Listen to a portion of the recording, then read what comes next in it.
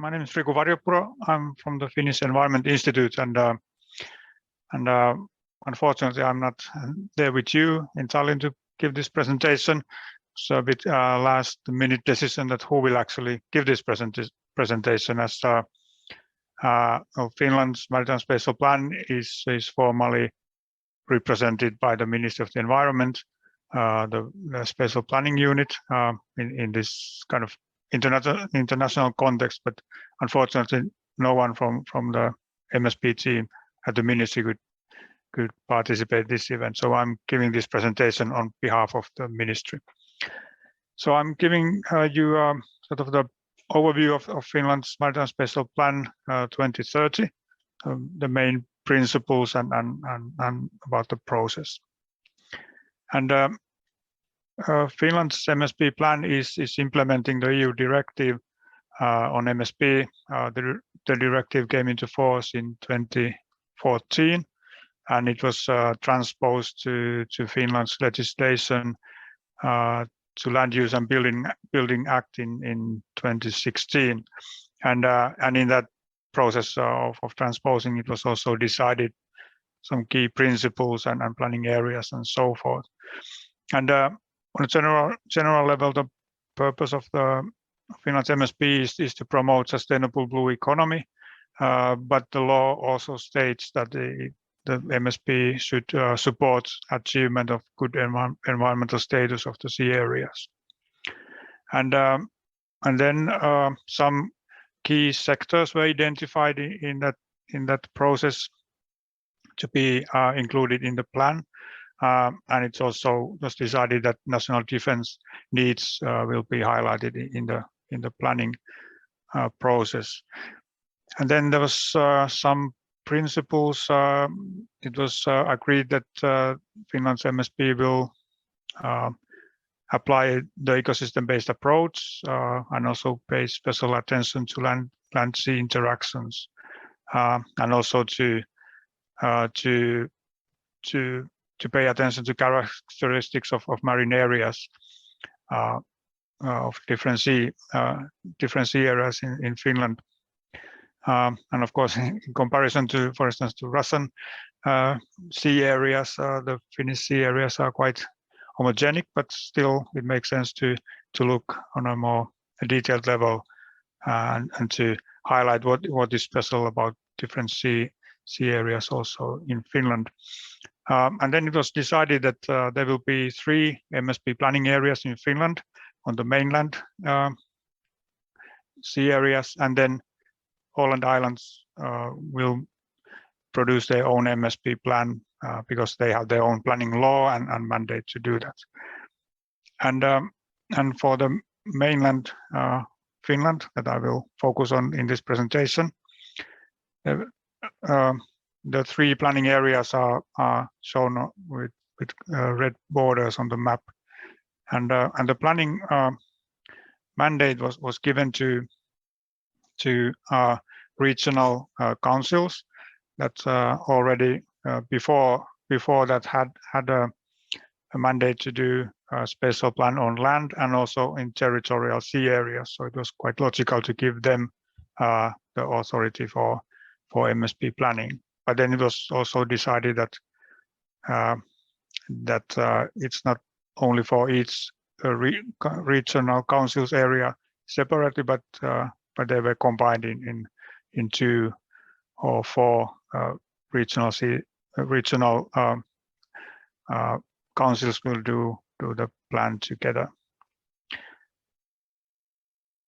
And the planning MSP plan will cover all sea areas from the shoreline to territorial sea and the exclusive economic zone, the same area as the Marine Strategy Framework Directive implementation. And in this connection, the regional councils were also given a mandate to produce MSP plan for the exclusive economic zone, which was a change in the previous mandate. The planning process, it started effectively in 2017, first with analysis of the current state and work on future scenarios. and then there was a public hearing on the findings so far, and also on the process. And then the actual plan making started in 2019, and the draft plan was for public hearing in spring 2020, and it was finalized during the autumn, and then approved by all the regional councils. The last approval was in December 2020. So the plan is now 1 year old. And then the next step in the planning process, because of course the MSP planning is a continuous process. The next step will be monitoring and evaluation, and it will actually start beginning of the next year in 2022, and then gradually move towards the next plan review. And here's one important point to understand about Finland's approach to spatial planning at sea areas. There are actually 3 levels of spatial planning at sea. The local level is through municipalities' master plans, and they have a mandate to plan all the territorial waters in the municipal area. And then the next level is regional land use planning level, that also has a mandate to cover territorial waters, and this is done by regional councils, and they cover sea area of several municipalities in the region. And then there is the third level, the actual maritime spatial plan, which covers territorial waters and the exclusive economic zone.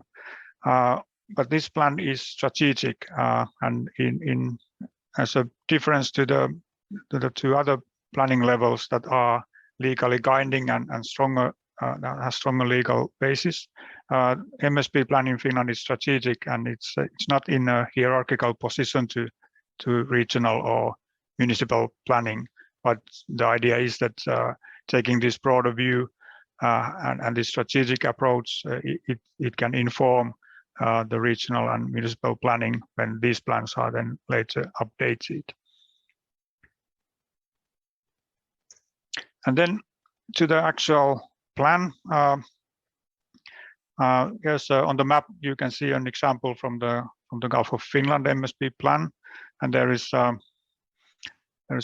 16 different types of planning markings, and then some other information is also presented on the planning map.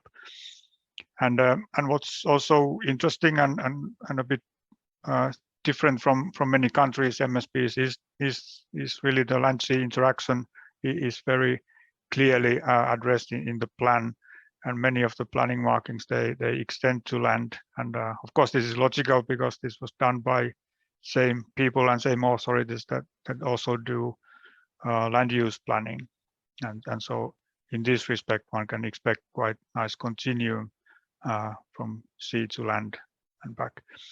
And then some principles in the planning were that none of the uses were really prioritized. In the planning process, all maritime actors were tried to give an equal standing.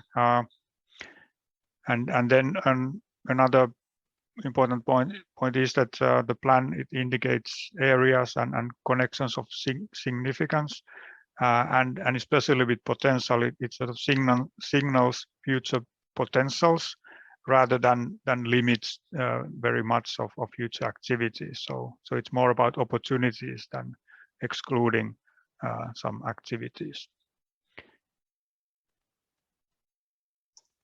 And then one important aspect also in Finland's MSP plan is that it is presented only in a digital format. It's on the website only, and this is possibly the first policy in Finland that is published only in digital format. And if you want to know more about Finland's MSP, I really recommend you to go to see and study it on the website. It's there in Finnish, Swedish, and English. All the material is in 3 languages, and here you can see the websites. And sorry, and the website is really rich in information. There are first there are some, but the maritime spatial planning section is about principles and law and such. But then, for instance, scenario work is presented very nicely and very comprehensively. There were 3 alternative futures were designed, and then the scenario process looked at how these 3 alternative future developments, how they would look on these planning regions, but also for different sectors. And then visions work was more about setting targets to be achieved and presenting sector-specific roadmaps for 2030. And then there's the actual maritime spatial plan, obviously, and it's quite well also the planning principles and planning evidence is presented there. And then impact assessment, that's also quite rich. It's there is strategic environmental assessment part or similar kind of assessment was done, but it also presents, for instance, how different sectors, what sort of impact mechanisms one could expect, and also what kind of factors may intervene achievement of these different goals set for these sectors through the plan, and this sort of sets the basis for future monitoring and evaluation process. So I think I will stop here, and I will recommend you to go to the website to learn more of Finland's plan. Thank you very much.